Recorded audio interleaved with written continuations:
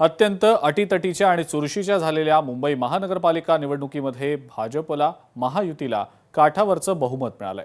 या निवडणुकीमध्ये ठाकरे संपणार असं चित्र रंगवलं गेलं।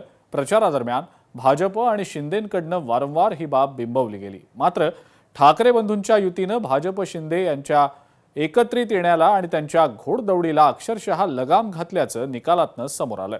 लालबाग परळ हा भाग म्हणजेच पूर्वीचं गिरणगाव हा मराठी माणसाचा बालेकिल्ला आणि याच भागातनं ठाकरे बंधूंना मराठी मतांचा मोठा कौल मिळाल्याचं स्पष्ट झालंय।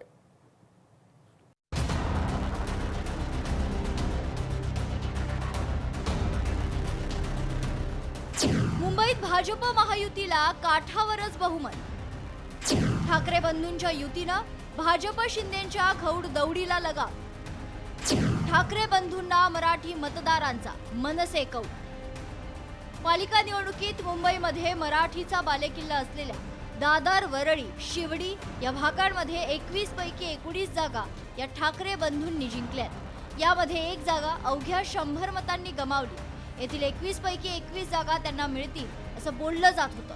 मात्र 21 पैकी 19 जागा जिंकत मराठी मनाला साथ घालण्यात ठाकरे बंधू यशस्वी झाले। मुंबईमधील लढाई मराठी विरुद्ध उत्तर भारतीय आणि गुजराती अशीच होती। मात्र या लढाईत ठाकरे बंधूंनी यश मिळवले।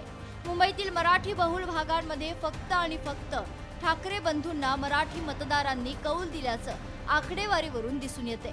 मराठी माणसांनी ठाकरे बंधूंना दिलेल्या मताधिक्यामुळे ठाकरे सेनेनं चांगला पल्ला गाठला असून त्यांनी भाजप आणि शिंदेंच्या शिवसेनेचा वारू रोखण्यात यश मिळवले।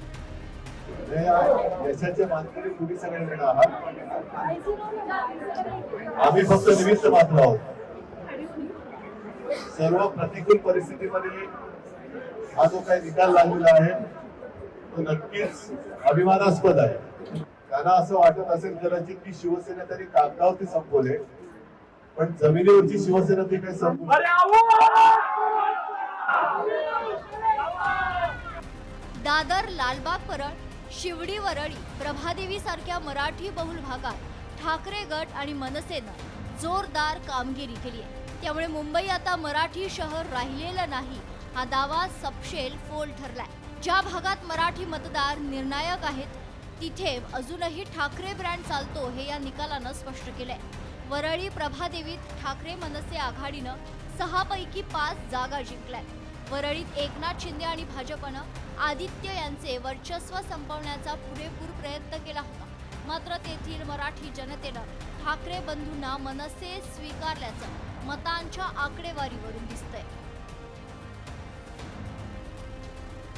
उद्धव ठाकरे यांच्या शिवसेनेनं दुसऱ्या क्रमांकाच्या सर्वाधिक जागा मुंबईत मिळवल्या आहेत। भारतीय जनता पक्षाला 89 जागा मिळाल्या तर शिवसेना ठाकरे सेनेला 65 जागा मिळाल्या आणि मनसेला 6 जागा मिळाल्या।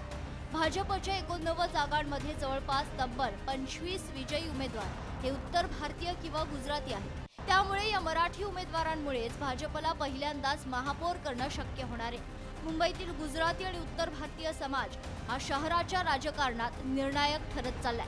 मुंबईत काँग्रेस आणि MIMनं मिळवलेल्या जागा आश्चर्यचकित करणाऱ्या आहेत। या बहुभाषिक राजकीय परिस्थितीत मराठी माणसांची ओळख असलेले दोन पक्ष एकत्र येऊन स्वतःचा ठसा टिकवून ठेवतात। त्यासाठी त्यांना मराठी माणसांची साथ असण्याची गरज होती। ती साथ मराठी माणसांनी ठाकरे बंधूंना दिली आहे। ब्युरो रिपोर्ट, लोकशाही मराठी, मुंबई।